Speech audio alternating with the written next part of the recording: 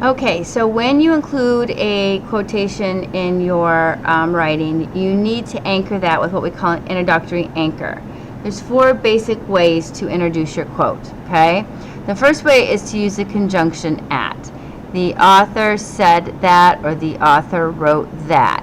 When you use that, there is no comma. You just go directly into your quotation. So if I did that up here, I would go, the author wrote that, space, and then I start my quotation mark, okay? The second way to do it is to say, use a comma instead of the word that, okay? The author wrote, comma, okay? And then go into your quotation mark. So I can do that down here. Author wrote, comma, space, okay? So it's either the comma or the word that, one or the other. And you can vary this. You can say said, wrote, stated, change up your word choice here.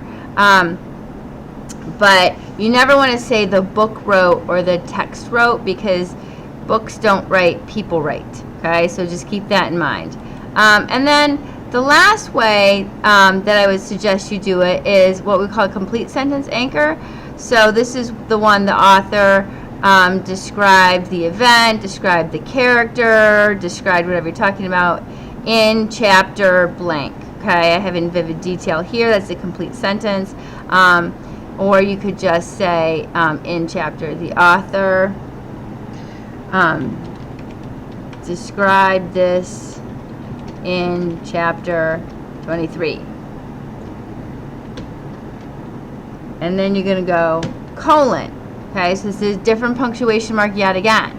So you can have the author wrote that, or the author wrote comma, or the complete sentence, the author described this in chapter, whatever the chapter number is, with a colon.